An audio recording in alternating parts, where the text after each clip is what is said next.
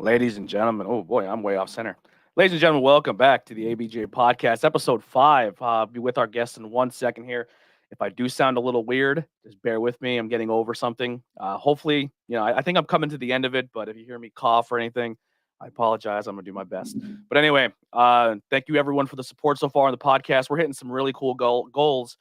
Still no audio reviews. I've been checking that out, but nothing there. I do want to start reading more reviews, but I did get some on Facebook. So I'm going to read some Facebook reviews.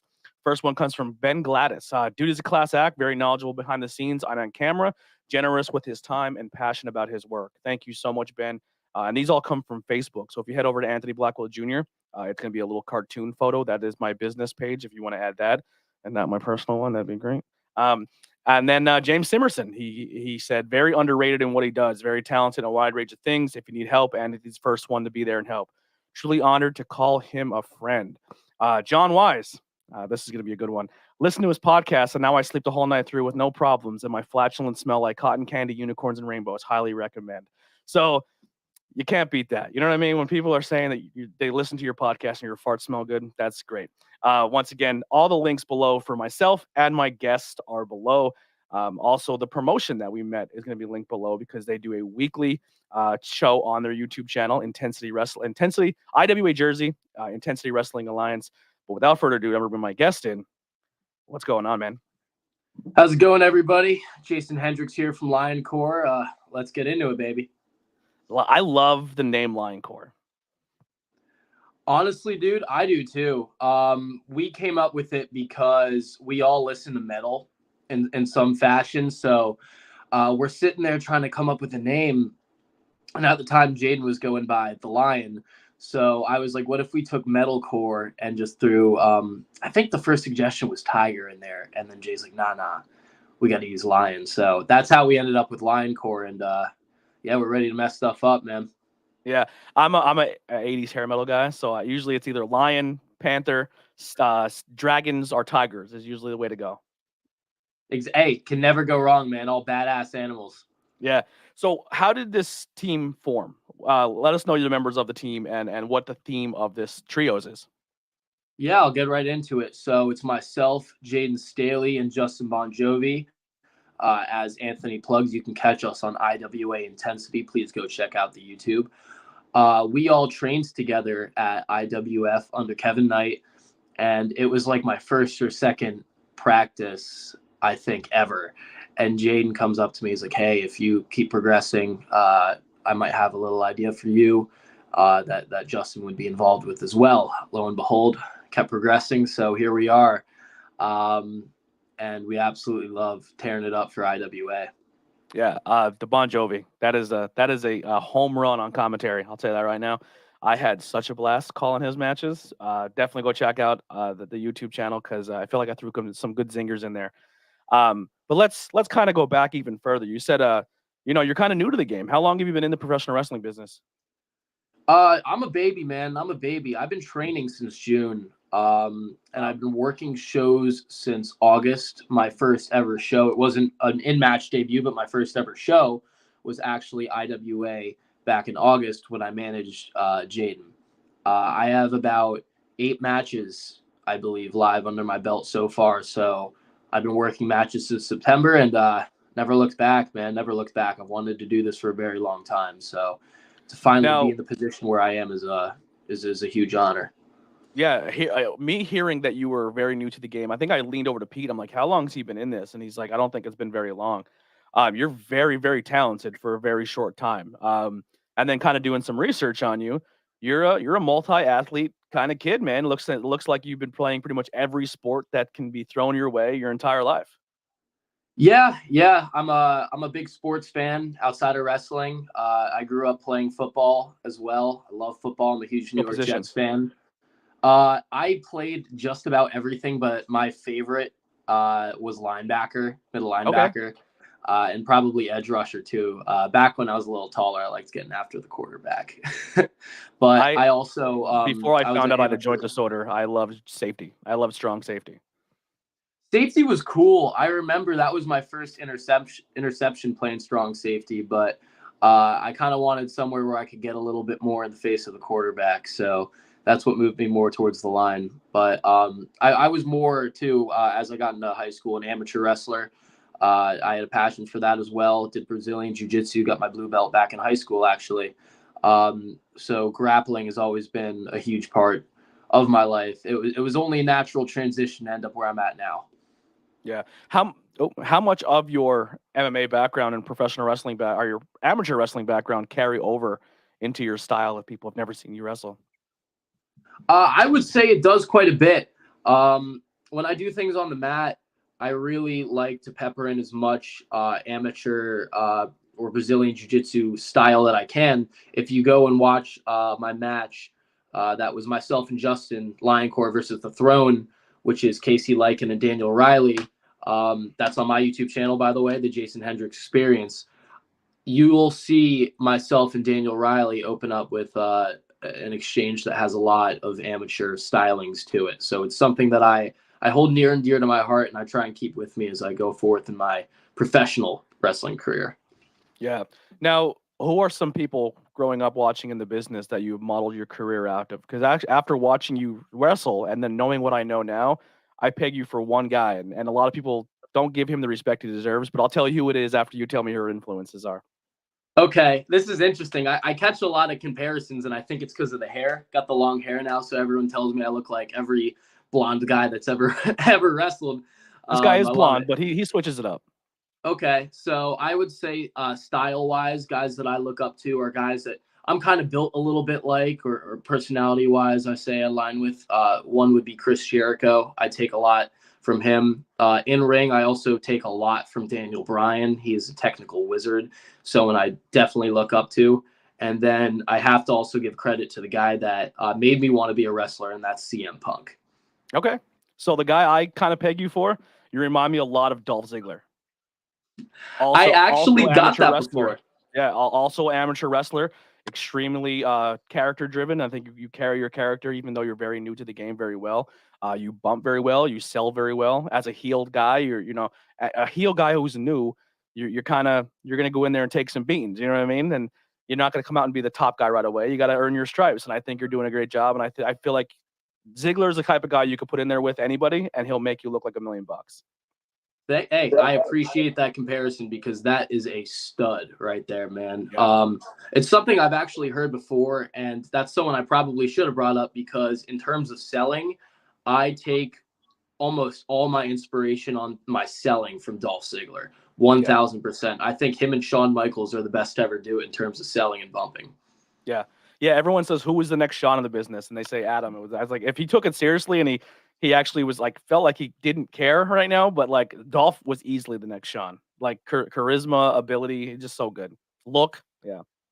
Oh, you can tell that he directly inspired so much from Shawn. I mean that's not rocket science to figure that one out. He does the whole sweet chin music with the stomps and everything. So he's definitely looking up to the right people, and that's someone that I've always looked up to. Funny enough, if we want to go way back to 2013 or 2012, I was 12 or 13 then, and I'm sitting there at a WWE live show down in Wildwood, New Jersey, at the Boardwalk Convention Hall. And the main event was Dolph Ziggler versus Alberto Del Rio for the heavyweight championship. Oh, wow. And I distinctly remember thinking to myself, as I guess middle school, elementary school, I don't know how old you are then, I'm going to do this one day. So that was in the middle of that match when I decided I wanted to be a wrestler. So Dolph is an absolute honor to be compared to, for sure. How did you get besides the show, was wrestling something that was part of your household? Was it something that your parents were into, your dad, your mom? How did you find the professional wrestling? My dad was into it, but he was never really the one that was the driving force to kind of get my eyes on it. He's always been supportive of what I do. I'm very thankful for that. But I would say mostly I kind of grew up with some friends that were watching it that kind of had me around it, but I wasn't like as entrenched as I got as when CM Punk cut the pipe bomb. When CM Punk cut the pipe bomb, I was watching his stuff on YouTube a lot, which led to me tuning in consistently to watch Raw and SmackDown. So I really, as I said earlier, I got to give pretty much full credit to Punk for getting me as into wrestling as I got. That's awesome, man. Yeah, I actually got away from wrestling around my high school era, around 2003, 2004. I graduated 05, but I found mixed martial arts. My first match I ever watched was Tito versus Ken Shamrock 1 back in like UFC 32 or something, and I was hooked. And there was nothing else in the world you can show me besides mixed martial arts, and I just dropped professional wrestling. And then I used to get every pay-per-view from like 32 up to like 215. And then people were like, yo, you got to get back into wrestling. There's these two guys you're going to love. And it was Punk and Brian. And I started Yeah. watching. And right after soon as I started watching, they both left the company. So I was like, well, I'm already here. I'll stick around with it. And then we started the podcast, that Tornado Tag. And yeah, so that's kind of, I got my resurgence back in. So I go back and rewatch some stuff. But yeah, around your era, you were more the Ruthless Aggression era, right? With the Punk and I would say a little more PG era than Ruthless Aggression. I when I was a lot younger, if you still consider it Ruthless Aggression era, the first feud I can distinctly remember is Punk and Mysterio, which I think is right on the borderline of those eras, kind of. So I would definitely say I grew up more in the PG era. I'm a youngin. Than Ruthless Aggression. But I go back, and a lot of the film that I study for my stuff in the ring is from Ruthless Aggression era. My first rivalry that sticks in my head is Savage Jake the Snake. When he bit him, the snake bit his arm, I bawled like a baby. That scarred me for life. That's probably why, to this day, why I'm afraid of snakes. Funny enough, my wrestling debut had a snake in the match. I was just lucky enough to not be the one that had the snake on me, because I'd rather not, but it was in a it's a dangerous game to play in today's climate. Using animals? Yeah. It was in a 6-man at a Rise pre-show, Rise Wrestling out in Uniontown, Pennsylvania, Pittsburgh area. Check it out. And I think someone on my team got the snake put on them, but I had already ate a pretty fat choke slam and rolled out of the ring. So luckily I was not in the snake's way. Yeah. At that point. You said you're only a couple matches in. Have you worked any names yet? Yeah, I've worked Tony Atlas nice. in my second match. That was really cool. Absolute honor to work a legend of the business. And Soriano from Primal Fear, I worked at Rise recently. I love Primal Fear. Yeah, dude, very talented, very professional. He was in a match where it was another 6-man tag on the pre-show, and he was working with a lot of guys that were a little bit younger in the business, so he naturally was kind of the leader and things there, and I thought he did a great job. I thought he was very professional and very helpful. Yeah. Now, how did you land the name Jason Hendrix? Was this a name that was given to you because you started the rock group, or did you have something first and then change it for Lioncore? How did you land on this name? Okay, so I had gone through a million ideas of what I wanted my name to be. And I think because what the standard I was held to was this needs to be completely original, never heard it before, ever in wrestling. Which is impossible. And that was really hard to do. I came up with a really big list of things that probably didn't work too well. And I'm a big music guy. I always have been, especially metal and rock, all that stuff. So I'm just skirting through my playlists, looking at words that I think are cool. And I just passed Jimi Hendrix, and I was like, you know what? I feel like that works pretty well. It just so happened to be a very lucky coincidence that I ended up teaming with Justin, because Hendrix and Bon Jovi just sounds sick. And they're so polar opposite. Yeah, they're different, but it's all, you know, the classic rock kind of vibe. Different artists, absolutely, but Justin is actually literally related to John Bon Jovi. Really? And I have a rock tie too. It's just not in the name. I'm Eddie Money's third cousin. So we both have the ties. Yeah. That's awesome. That is super sick. When I first got into this, I was actually before I even got into wrestling, I started the podcast. But before I even started the podcast, I got really entrenched in the local music scene in my area. I can't play, I can't sing, I can't do anything. But I would just go to shows and support. I would help, roadie. I'd travel with a band, and if they got drunk, I drove them home. So I made a lot of connections in the music industry in my area, and that was a great intro to carry over into the wrestling world, because you'll learn a lot of music carny shit, and then you come to wrestling and you learn that carny shit. You're like, oh, there's a lot of similarities here. I think they're very similar industries, and that's why myself being, I would argue I am the biggest metalcore head that you will find anywhere. I think there's a lot of carryover into wrestling just in terms of understanding.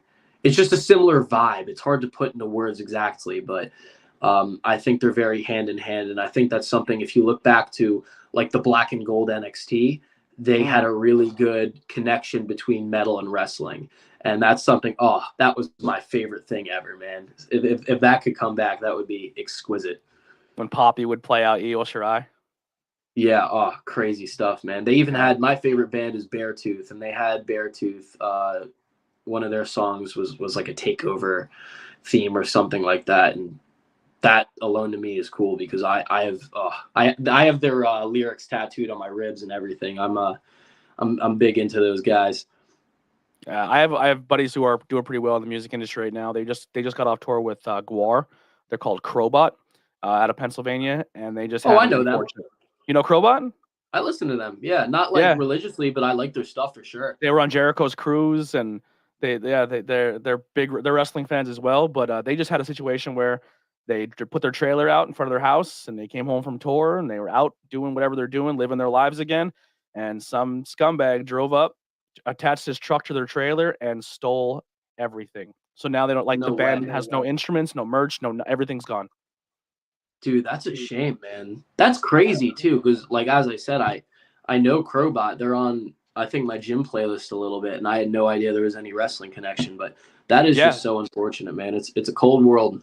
It's a cold world. I'm actually gonna find it while we go here. The Crowbot GoFundMe. It popped in my head because we're talking wrestling. I'm gonna put it in the chat here if anyone wants to support. If you have anything, just help them out a little bit. I think they up to $11,000 out of a $30,000 goal, but this is a huge setback for them. Obviously, they're everyday people just trying to tour the world and do their thing, and to lose everything sucks. But yeah. So now you said you're only a couple matches in. You're coming up on your first year, right? Like this will be your first full year as a wrestler. Still got a ways. I started training 6 months ago. Okay. So we have until June. June is when I started up, but it felt very natural for me because obviously I said I have the amateur background, but this is stuff I've wanted to do my whole life. I always watched wrestling a little bit differently. I would watch things and how they do the moves and how they take the moves. And I would go out my trampoline and practice them on air, but I wouldn't just be doing them. I would be doing them, seeing the little intricacies, the way the guy turned his foot, all the little stuff. And I would obsessively practice it, which is why I stepped into wrestling knowing how to do an enziguri fairly well already. Little things like that, which I don't advise going in and feeling like everything, because that's not at all what was the case for me. There was stuff that needed to be corrected, but just obsessively thinking about it definitely helped me out a lot. Now, where are you based out of? And I think this is a really interesting question because I think a lot of people who listen to this always think to themselves like, man, how do I break into this business? What can I do to become a commentator, a referee, a manager? I want to get into wrestling in some form or fashion. How did you find where you got your training and promotions? Like, what was the legwork that you did?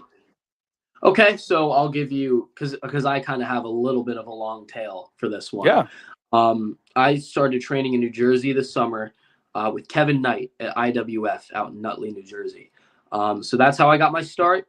I trained there for about 3 months. How did you find out about it? Like finding out about Kevin and his promotion or his school? I Googled wrestling schools near me. But funny enough, I think I had my eyes on IWF when I was probably like 14, 15. Like I had been looking into this for years. So you were aware of the independent wrestling scene as well?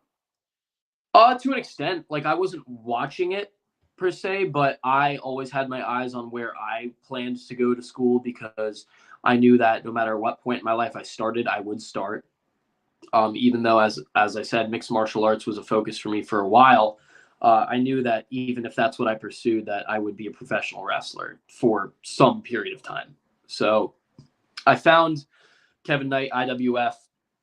looked back into it when it was time to actually sign up, and they were still operating. So I reached out. They got back to me, and I was actually in Europe for the first part of training, but I landed, came right in, and got to work. So 3 months there, and I have to go back to in August. I go to West Virginia University out here in Morgantown, West Virginia. So wrestling is my dream. Wasn't going to give up on it. Wasn't just going to stop because I went back to school. So I found the Stronghold Training Center in Uniontown, Pennsylvania. Train under Brandon K there. And honestly, if you're looking for wrestling training and you're out in this area, there's nowhere better that you're going to find than Brandon K. You're going to see a lot of his guys coming out on the scene soon, making waves. You already see some Thea Hale in NXT, Lee Moriarty, AEW, Lady Frost. Love Lee Moriarty. Yeah, dude, Lady he's Frost? awesome. Lady Frost, Megan Myers has been making waves. And Wait, this is the West Virginia school? Uniontown, Pennsylvania. Oh, okay. I was gonna say Lady Frost is Pittsburgh, and I thought you were. My bad. Yeah. Yeah, we're actually West Virginia is an hour, 15 hour and a half south of Pittsburgh. So Yeah. Uniontown's in that area as well. As I said, though, Brandon K could not be a better trainer in terms of technique and psychological wrestling. So if you're in the Pittsburgh area and you're looking to wrestle, doesn't matter how long you have to drive, make that trip. Yeah. Pittsburgh is a hike for if you're more set northeast Pennsylvania. For me, it's like a 3-hour drive, but yeah, that scene has so much good talent out of it. I'm a huge fan of the Pittsburgh scene. The Lady Frost and the gentleman, her husband, Gentleman Savage, right? Yeah. Savage Gentleman, yeah. Yeah, Savage Gentleman, Victor Benjamin, I believe his name is. Yeah. He's really cool, man. His whole thing, he just straight out of Street Fighter. I had the privilege of watching his match at not the last Rise show, but the one before it. And he's awesome, man. He's awesome. And so is Lady Frost. She worked a really good match against Zoe Sky, that card, too. Lady Frost, I don't know if she's still going through, and you don't have to say anything, but just like, I keep up with them because I think they're very talented. But I know she was going through some stuff where she signed, I won't say the company, but she signed and they're kind of holding her out, not using her or letting her work. And it's like, what a shame. You know what I mean? Like, just to hold someone. I'm glad those days of wrestling I thought were kind of gone, where WWE didn't just hold people to hold them. And people can work and go do things, but that's such a shame for her because I know like my take right now in the world of wrestling. I think NXT is probably a year or a year and a half away from really going back to what Black and Gold was, where they start picking up the indie scene and really rebuilding NXT and finding those indie darlings. And I think she's a knockout star for NXT because not only is she really talented, but I think she would be a great coach too. Oh, dude, definitely. I watched her go out and steal the show 1,000% in the one match I've been lucky enough to watch of hers. So there's really no reason she shouldn't be on television every week. So I hope she gets there, and I'd be excited to watch her if she does. Yeah, and Victor Benjamin did a blood sport. So he has like a little mixed pro wrestling, MMA style shoot fight wrestling under his belt. So maybe that's something you guys can lock up one day with. Oh, I'd love to. Once I will be on the Rise main roster in 2023. So who knows? He could cross paths with Jason Hendrix at some point. Then we'll have to see. Yeah. Also from the Pittsburgh area, big fan of Danny Moe and Facade. They're Pittsburgh people. Love them.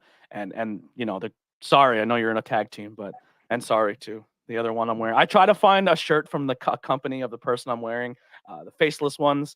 So if you have any t-shirts, let me know. But yeah, the outfielders, the runway, love the runway. Yeah, Runway's exceptionally talented. They've been Rise's tag champs for quite some time now. If you're not familiar with Rise Wrestling, listen to all these names we're talking about. They're studs. Please tune in. Is that a YouTube thing? Are they on Fight? How can IWTV? Where are they at? Yeah, they're on Indie Wrestling TV. Love it. And I believe there could be some stuff on YouTube in the works. Don't quote me on anything. I'm not exactly sure. but there's going to be plenty of ways to keep your eyes on Rise in 2023, one of which, please follow my social media. I will be active. I will be promoting everything I do. If you want to keep up with me, Instagram, Facebook, Twitter, YouTube, all in the link below. Now, here's the thing that a lot of people don't realize in the business. Has it been a struggle for you yet, or a challenge for you yet, juggling school, life, relationships, if any are there, with family, friends, significant others, and traveling in this business where your weekends, where your friends want to hang out and you're booked? How has that been so far in a 6-month span? Yeah, it's definitely a challenge with school. Because I'm a big school guy too. I'm actually a teaching assistant here at West Virginia University, planning on going to grad school next year. So I definitely care about my studies, and I drive cross state lines 4 times a week to go practice and come back. So it can be tough. There's a lot of nights where I'm up very late doing my schoolwork, but it's just about having that mentality where if you want to make it to the top, you want to be the best, you got to put the most work in. So I plan to go get my degree, be successful in that aspect, and be the best wrestler in the world. So if I want to do both of those things, I got to give them both 100%. Yeah. What exactly are you studying? In terms of social, I study marketing. My degree is a little bit unique. So it's a combination of minors that create a major. So my 3 minors are marketing, advertising, and communications. And I plan on going to grad school for integrated marketing communications. I like it because not only is it something I'm passionate about, but there's a lot of carryover into wrestling. If you know how to market yourself, you're going to be very successful in this business. If you know how to create a brand, you're going to be very successful in this business. So those are 2 things that I feel like school has helped me with. And to touch on what you were saying earlier, yeah, it can be tough, especially being in a town as lively and social as Morgantown, WVU, where my friends do want to go out to the bars every weekend. And there are weekends, like there's one coming up in December. I'm working 2 shows. So it is what it is. But if you want to be the best, you got to make the sacrifices. You got to take that next level mentality. And that's what I do. So wrestling is something I'm fully committed to. I'll happily give every weekend to it, and no complaints from me. Yeah, absolutely. That is one thing I think a lot of people don't take in consideration. Is I think they see people do anything like a podcast or wrestling or music, and they're like, oh, they're making money. And they're like, no, there's still a 40-hour week job. There's still family. There's a lot you got to juggle. It's almost like you're taking on something completely different. And it's a lot. It's a lot. And it's hard to maintain a lot of things. Yeah, it can be, but it's just about being organized and being able to segment your schedule as well as you can and know what your priorities are. I pretty much work every day. I go to school every day, and I wrestle every day. And that can take a lot out of you, but if I didn't love it, I wouldn't be able to do it. So passion keeps me going, and we're not looking to stop here anytime soon. What was the first time your parents watched you wrestle, whether it was via live or via the internet? What was their reaction and what did they think of it? So I would say they always knew that this was going to happen at some point. I've always kind of been into that kind of stuff. As I said, I did mixed martial arts for a while, and I've been talking about wrestling since I was a kid when I used to watch Raw and Super Kick the Air. So the first show they've ever been to was IWA whenever I managed Jaden Staley against Johnny Gladstein, and I ran in and I jumped him after the match. So that was the first time they've been introduced to me doing that in any way. And then the first match they saw live was myself and Benjamin T. Asher in the IWF. He's an exceptional young talent as well. Check him out. Versus Kevin Knight and Tony Atlas for the tag team championships there. So I remember going out to get a beer and food with my parents after, and my mom just gave me a big hug, and she was like, that scares me. And, I reassure him I can handle it. This is what I was born to do. I'll be okay. We're all safe in there. I wouldn't work with someone that isn't. But that was my first foray into it. My dad was pretty pumped about it too, because he IWA is a crowd, man. I'm very fortunate that I think because like I'm still on my first year and a half, I would say, doing commentary. And for the first couple of months, I was kind of in and out of commentary, or I was doing pandemic stuff where I was like a match here and there, and then I was doing more production. But there's certain promotions that just the crowd is what makes the show, and IWA's crowd is unreal. They're unreal. Like they are. What are they called? The Nut House. Yeah, the Nut House, and they don't seem to like us too much. I gotta say, they're not a Yeah.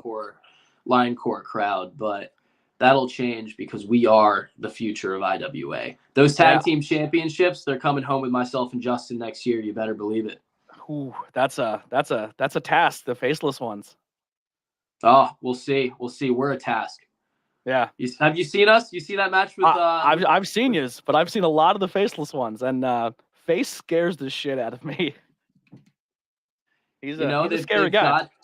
They've got that aura. The crowd likes those guys quite a bit. That's I thought he was cool. gonna fight a guy in the crowd. So at the show, I thought he was gonna fight somebody in the crowd. Face. He takes a chair shot, just over the head, dents the whole chair in half over his head, and I was like, holy, like crazy. Then gets out of the ring and just stares at the biggest guy in the crowd for like 5 minutes, and they wouldn't break eye contact. I was like, this venue is amazing. Like I love what they do in that venue, and that what he posted. I don't know if it's out yet, but that new venue they're working at for that promotion. Did you see that? I did see it. I don't know it's released yet, so I don't want to comment too much on it. But I'll just say this: yeah, when that drops, IWA fans, this place is beautiful. Yeah, we're going to tear that house down, and hopefully we get a better crowd than Nutley that appreciates Linecore for what it is, because we come out there, we get booed for what? For what? I don't understand it, because we're the future tag team championships. We just got here, and everyone's already talking about us. So if we can go somewhere where we're well appreciated, I'm all for it. And that's such a beautiful combination of culture, IWA. I love it. Like I said, it's like, it's just I love seeing wrestling bring people together, and IWA is probably the biggest example of that I've ever seen anywhere in the local scene. Yeah, it's quite the melting pot. There's a lot of unique characters, I think, that are wrestling for that promotion. You get a lot of variety in terms of what you're watching.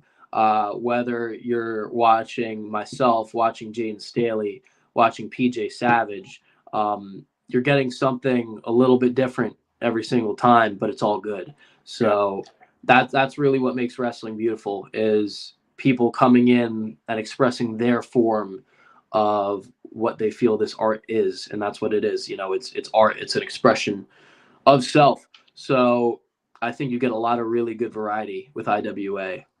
Yeah. So you said another big passion of yours is music. What are your 3 desert island bands? You have to bring an album with you, and you're going to listen to them forever. What are your 3 albums? Okay, so albums is tough. Albums is so tough because I like so many good ones.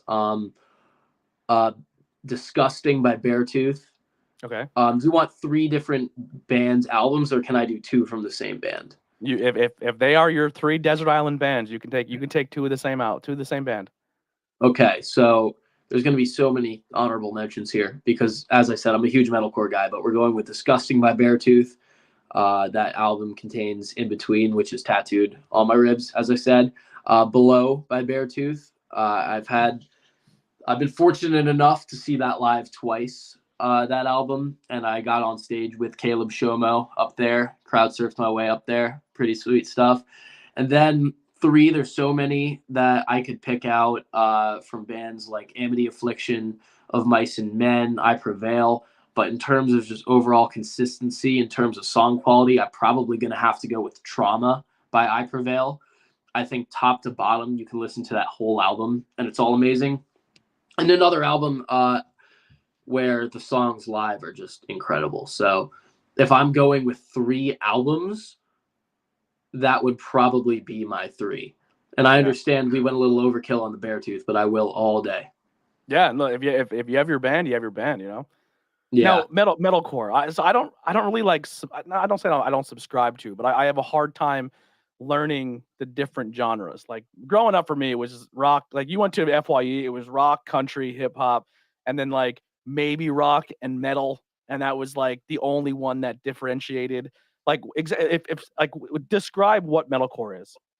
Okay, so that's actually a really good question because people, I feel like, just group metal all into the same genre, which is just scream, scream, scream, which metalcore actually isn't. So metalcore, the verses tend to be a little bit harder, probably some dirty vocals, the screaming, and then you contrast that with the chorus being some of the best, almost borderline pop singing that you've ever heard. So it's kind of that sweet and sour mix that makes the song so great, because once the chorus hits you with the clean vocals, it just contrasts so well with the dirty vocals. And you'll see, like, I got to shout out Caleb Shomo again, because he's one of the few musicians I've seen go out there do both the clean and the dirty vocals for his band, and go out there for an entire show and do that. That's got to be insanely tough on your vocal cords. But it's great stuff. If you want band examples to check out, if metalcore is new to anybody that's listening to this, I love to put people on.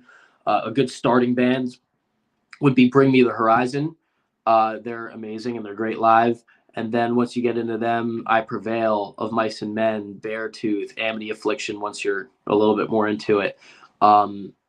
We Came as Romans, all spectacular bands, and definitely a huge passion of mine. If I could be a musician, I probably would also do that. But I'm no Chris Jericho, unfortunately. Now, is it a good comparison to say that metalcore is almost like a mix between punk and emo with a little bit of heavy metal? Yeah, I think a lot of emo bit. fans and a lot of punk fans gravitate to like the I Prevails and the We Came as Romans and like the Punk Goes series. A lot of those bands you said are on those, where it's clean vocals and scream, where they like cover Britney Spears, and it's like Punk Goes pop or Punk Goes rock or something. Yeah, pop goes punk. I think a lot of metalcore bands are actually on those. Yeah, I love those albums. Oh, dude, they're great. And I think that's also a really good way to get people into the genre. But yeah, I would say that is kind of a fair comparison, because I saw I Prevail and they toured with, oh my gosh, dude, who makes King for a Day? I need to find this out, because it's a huge band. Pierce the Veil. They toured with Pierce the Veil, which I thought was a very interesting 1-2 punch, because I Prevail and Pierce the Veil are very different bands. But it worked so well together, and you definitely had an interesting crowd of people there. So, awesome. Yeah, I would say there definitely is a little bit of crossover there. I'm gonna definitely check out that Beartooth. That's what I'm gonna do tonight, right when we get off here. What are other interests you have besides music and pro wrestling? What are other things you like to do to, release your brain and veg out and do your thing? Music, wrestling, and the other big three in terms of stuff that I'm constantly on top of is football. I watch a lot of football. I structure my week very specifically, 6 days a week of just grinding my ass off, going to the gym, hitting the tanning salon, going to wrestling practice. And then on Sunday, I do absolutely nothing but sit in front of my screen and watch ball the entire day. Because I'm also a big believer that for your mental and physical health, you need a day that is just designated as I'm going into this no matter what happened that week, and I'm going to do nothing. I think that's an important thing to help you kind of recalibrate and get ready for the next week. So the thing that puts me at ease that I like to do is watch football all day and watch my New York Jets for the first time in a very long time not lose football games. That's cool. But that I watch baseball. In the basketball, I'm a little bit of a fair weather fan with my Nets. They're a little hard to pull for at the moment, but I would say football is another big thing. And outside of that, I really just, I'm a very social guy. I like to go out, socialize, and kind of meet people and do that kind of stuff. So yeah, I'm a simple man. It doesn't take much to entertain me. Now, when you're out socializing, I see you like the bars and the clubs a little bit. I can't do clubs. We have to wear like dress shirts and nice shoes. Like, I walked into some place in Jersey and they're like, dude, you have holes in your jeans and you're wearing Chuck Taylors. I'm like, then I'm not coming in here. See, I'm actually not a club guy either. It's very loud and in your face and just boom, boom, boom. I like to go somewhere where I can hold a conversation. I love dive bars. Dive bars are cool, man. You never know who you're gonna meet there. I'm very much into talking to the people that look like the biggest characters when I'm out and about. So yeah, dive bars are cool. I obviously find myself in a lot of college bars currently because I'm out in Morgantown, but it's kind of becoming increasingly interesting for me because I'm starting to get to the point where people approach me and say like, hey, like you wrestle. Sometimes I don't know them. So that's kind of been an adjustment going out and getting recognized, which I did not expect at all at this point in where I'm at, but it's the reality. So it kind of puts an interesting twist on the normal college life, I gotta say. Yeah. How is it when people at your college find out that you're a wrestler? Like you're a teacher's aide, and they're like, "Oh, yeah, and then this guy also wrestles in his underwear on the weekends." Yeah, it's an interesting thing. I remember going back to the desk at work and a bunch of girls were sitting there and they go, "Hey, do you like wrestle?" Because this is like right after I started and people were seeing my Instagram. Because it's not something I go out and I flaunt in front of people, you know, like it's something that if you know, you know. So I was like, yeah, I do. It's an interesting thing because it's not something that people expect of you at all. Professional wrestling is such a niche thing where you just don't hear about people like, oh yeah, I'm a professional wrestler. That's not something you encounter unless you're in the business typically. So especially to kind of see somebody like myself who's in college, it catches some people off guard, but they think it's cool for the most part when I do it. I encourage all of them to check out my stuff. And if I can make someone a new wrestling fan that's not currently introduced to the business, I'm more than happy to do so. Yeah, I always tell. So I have a friend who was in the boat of like, I don't like it. I'm not. It's not for me. And I said to him like, well, he loves theater. He'll go to plays. He'll go to shows. He'll go to Broadway every weekend and pay $800 for a Broadway ticket. And I said, if you like Broadway, you'll love pro wrestling. And he's Yeah. like, no, I won't. I go, it's the same. Walk into a wrestling show and don't think of it as a sports event.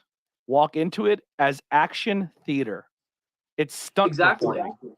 I said, It is buy into the stories, learn the character development. There's bad guys, there's good guys. The bad guys beat the good guy down for a little bit. The good guy rises up. The bad guy may cheat. I said, look at it as theater and characters. At the end of the show, he goes, I get it. He's like, he had a new appreciation for it. He's not a diehard fan, but he left there with a different understanding of the business. It's a violent soap opera is what it is. And that's how I always present it to people because we're very much athletes, but we're also very much performers as well. You need to be good at both of those things to succeed in this, which is why it takes a very unique individual to get to the top of this business because you see a lot of people that are only good at one of the two things. So my goal is to master both as well as I can. But if you're showing stuff to someone that isn't entrenched in wrestling already, I tend to show them the things that are funnier to start off. And like an Orange Cassidy or a Danhausen. Honestly, less even those guys and more the two things I always refer to that my friends that aren't in the business back in New Jersey found very entertaining. They loved Bad News with Bad News Barrett, and they loved The List, Chris Jericho's List. Yeah. Because those are the two things I think are the funniest things that have ever happened to wrestling. So I show them that, and they've always been thoroughly entertained with that. And, it gives them an appreciation for what we do because they see the entertainment aspect of this that I think people miss a lot of the time. They look at wrestling and they don't understand that that's what we're trying to do. We're trying to be entertainers. We're not trying to present ourselves as football, as baseball, as basketball. We're wrestling. We're doing our own thing. We love it. Now, what you said when you played football earlier, you said, the defensive side of the ball. Did you ever play offensive side, or would you just only play defense? Yeah, I was a quarterback. Quarterback. Okay. Yeah. Now here's the question for that.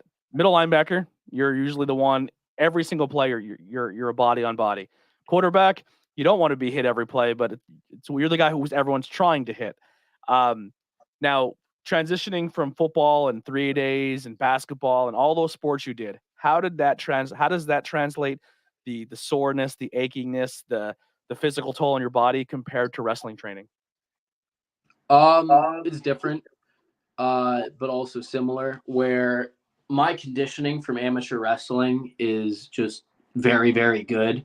So a lot of the drills and stuff that we do in professional wrestling, I can bang through pretty easily because I have that athletic background. I never really stopped being an athlete. So I think it's important to kind of have something going into it, because there's little things where, sometimes you'll see someone that's never played a sport before trying into wrestling, and even just the way they run, everything is just a little bit funky. So if you're a bit younger in high school and wrestling is what you want to do eventually, I recommend amateur wrestling, but get involved in something. Just go out there, be an athlete, learn that level of work ethic, because if this is something you want to do, you need to have that physique. You need to have that athleticism. All of those things matter.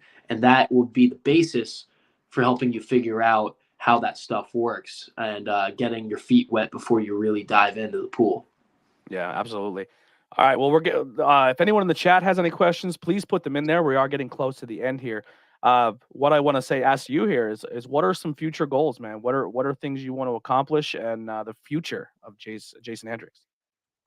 Okay, so long term, absolutely want this to be everything for me, whether that is New Japan, AEW, WWE. I want to be consistently in one of the major promotions at some point. In the short term, just continue to work the independents and get larger and larger shows and get more exposure, and just have people be entertained by what I do. Just hearing that anyone took the time to watch me, whether it's a podcast appearance, one of my matches, is a huge honor. It's a huge honor that someone would take the time. So in the short term, continue to work on my craft, get as good in the ring as I can, be as big of a character as I can be. And then in the long term, put the pen to paper with that contract, because if I keep working like I'm working, I'm promising you, I will get there. So I'm very excited to get there down the line. Are you, what are you doing Saturday? Saturday. That is a good question. Got Tom's Rivers thing is Saturday, where they're doing that whole seminar where it's going to have all those names and companies that are like tryouts for. Probably a good opportunity Contest to go. of Champions, right? Yeah. So it's a private seminar early, and they're doing in-ring seminar, commentary, promo, and all that stuff, and it's going to have like representation from all these major companies, and then it's the con, which I'm hosting, and then the show after. But I think if you definitely want to get your name out there and put yourself out there, that'd be a good opportunity. Yeah, I saw that. That's something I've been considering for some time, because a lot of my friends are attending that. My only thing is, because I'm out here in Morgantown, I'm going the weekend after I will be in New Jersey for a show. And then the weekend after that, I will be returning to Jersey again for the holidays. So what's the show after? The December 10th show. Yeah, that will be IWF in New Brunswick, New Jersey. Oh, okay. So I thought you were about to say you're going to be at Shore Star. I was like, all right. No, unfortunately, I was asked by Jaden if I'd go with him, because Shore Star Wrestling December 10th. If you're not in New Brunswick watching my match, check that out. You'll see Jaden Staley versus Brandon Downey in an IWA showcase match. That's definitely worth taking the time to see. But yeah, I will be in New Brunswick December 10th facing Zay Spalding. I will chop the big man down. Never been a problem for me before, never will be. So check that out. But yeah, that's kind of my issue with it is I have to be in New Jersey twice in the next couple weeks. So I'm just trying to figure out if I can logistically make that work. But for how much I've been paying in tolls for Jersey this past year, it's crazy. Oh man, you got no idea, brother. You got no idea. It's I made the 6-hour drive to get back here from Jersey yesterday. It's just something you get used to, but yeah, there's a good Atlantic chance City and back, Rio Grande and back. Oh boy, they're long days. Are you going to be at Shore Star in Rio Grande then? Okay, cool. Yeah, I'm part of the commentary team there. Me and Pete. Yeah, awesome. Pete so Pete's same thing then as IWA. That's perfect. Pete's the GOAT, man. He's the GOAT. Yeah, dude. You both do a really good job. I go back, I watch IWA, and y'all do really well keeping things engaging. Maybe a little bit too much shade on Lion Core, but we'll let it pass for now because you were nice enough to have me on your show. But yeah, y'all do a great job. And I think a lot of these IWA talents that you're seeing from top to bottom, whether it's you guys, whether it is the roster itself, you're going to be seeing all over New Jersey and Pennsylvania a lot in 2023 because there's a lot of young studs. So Yeah. Specifically myself, Justin, and Jaden, watch out. So keep in tune, guys. Keep in tune. Absolutely. Anything, where can people find you? Merch, social medias? Yeah, merch is hopefully coming out next year. We've got some things cooking. Social If you don't make a media, Lion Core shirt that looks like a band tour shirt, you fucked up. dude, that is the only thing I've been pitching since day one. Perfect. Yeah. They're all gonna be very band inspired. We've floated the idea of having like different like kind of a Motley Crue inspired shirt, a Led Zeppelin inspired shirt, just kind of going all over the place with it. But you can check that out as well as my individual merchandise, which should be out in January or February. You can find me on Instagram at Jason Hendrix Official, Facebook, Jason Hendrix. Twitter is Jason Hendrix with 3 X's. Oh, I see what we did there. Yeah, you already know. And then YouTube is the Jason Hendrix Experience. If you want to keep up with what I'm doing in the ring, promo-wise, everything, it's a great place to tune in. But you can find all that condensed and easy in my link tree down below. So please, guys, don't miss out. This is the future. And if you don't hop on now, you're going to miss the train. Absolutely. Last one I have here is who are some names in the business? Either tag team, solo, whoever you want. That's on your radar. You want to work. Okay, so do you want me to give you bigger names? Because I have some bigger names. You can give me bigger names, independent names, whatever you want. Okay, so some bigger names that I can think of off the top of my head. My 2 guys that I say I would love to mix it up with because I'm a big technical wrestling fan as well as that's what I try and do in there. I would love to face either Zack Sabre Jr. or Daniel Bryan. I just think the chain wrestling that we could pull off would be incredible. Those are guys that I've looked up to and I've taken stuff from. As you know, I've studied film and done all that stuff. So that would all be an absolute great honor for me. And then if I could give a name on the independents, Cowpoke Paul. I would love to work with Cowpoke Paul. You can check him out. He's on Rise. He's on VCW. He's on RSW. He's everywhere, man. That is a guy that he's a young dude. He's working so many independent promotions all around the country already, and he's going to be in New Jersey soon, I'm pretty sure. So, I got my eyes set on Cowpoke, and we're going to take out the Cowboy at some point. I'm telling you that much. I like it. I have a name that I'll float out to you that you should look into. Another guy, great wrestler, sells. He's essentially looks like Seth Rollins and has the same style of wrestling, everything to you. Also a very, very talented amateur wrestler. I believe he went really far in the States. Miles Millennium. Okay. Look him up. I think you guys would have a really good match as well. Your styles, I think, would be very, very similar. Does he work in the New Jersey area, Pennsylvania? Delaware. You ever hear the Goons? With Sounds Killian familiar. McMurphy. It was Killian and Big Dust and they were all over the IW 500 top 500 list, and they were like a stable of people who went to all these promotions and did these crazy storylines. But Miles is part of that team, and I think with both your amateur backgrounds, I think you'd be fun to watch.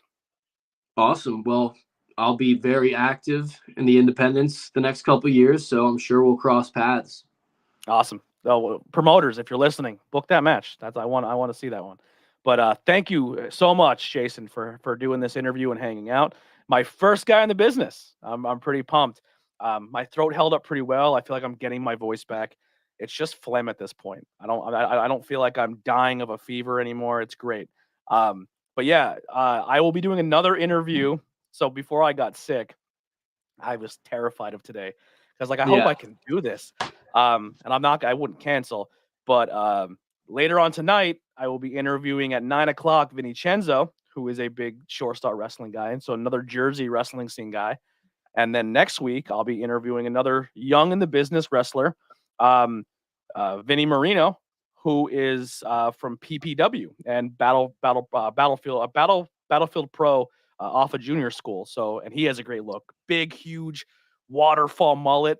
He dresses like Savage in the 80s. He's something. Yeah, he's really fun. And that'll be next Tuesday. So a lot of cool stuff to be coming up. I think the next, like from now to the end of the year, are all people in the business, whether it be wrestlers, referees, and I think that's pretty much it. But I'm open to interviewing anybody. So if you want to be on the show, the link tree below, the very first link you're going to see is just a quick sign up link. Just give me a little idea what you want to talk about. Because I have so many people like, I'll come on your show. I'm like, what are you going to talk about? I'm like, I don't know. I was like, no, like you have to have something prepared. But yeah, so join the show. 2023 is going to be amazing. Sorry, cold induced head trauma here. But once again, thank you so much. Everyone check the links below. Keep an eye on Jason Hendrix. He's going to be killing it in the scene. And we'll see you guys next time. Here's some Billy Trey, and we're out of here.